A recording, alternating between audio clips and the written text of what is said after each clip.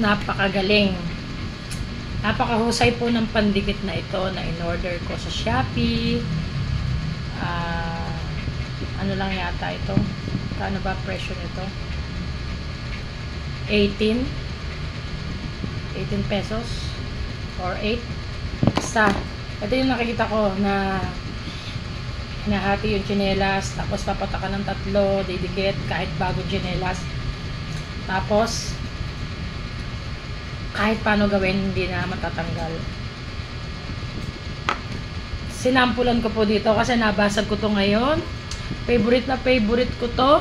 Tagal na. Hindi ko siya binubuo para gamitin ulit, kundi para maging remembrance lang. Kasi hindi ko siya maiwan doon sa doon sa may kinatatay ko, doon siya nabasag. Hindi ko siya maiwan na tatapon ko na lang. Sabi ko, tatry ko yung pandikit at kung talagang mahusay, and then pagka nabuo, susuksukan ko na lang ng mga ballpen or suklay or anything na pwedeng isuksok dito. Remembrance na rin, nakikita ko na siya. Kaya lang, hindi po ako mahusay sa puzzle. Kaya, mali yung ginawa ko. Dapat pala, bago ko siya pagdikitin na ganun, itong dalawang malaking piraso, inilagay ko muna to. Kasi ayaw niyang pumasok. Nakita nyo naman na pinaghihiwalay ko, ayaw talaga. Ayaw talaga. Napakatibay.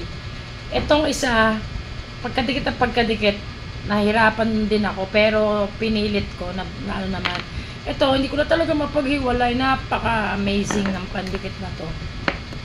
Kaya, bili na. Ilalagay ko po dito yung link sa aking comment section. Hindi para i-promote dahil wala naman ako mapapala dito, kundi para baka kailangan nyo din. Baka meron din kayong didikitan dyan. Baka may sira sa bubong nyo, sa bahay nyo, napilas yung pader. Joke. Madikit to. Multipurpose. Kahit saan, cement. Sabi, nakalagay doon. Rubber. Metal. Hindi ko pala susubukan sa metal. Chat ko din sa ipeplex ko din kapag na-try ko sa metal. Bili na. Bili na, hindi po sa akin sa Shopee.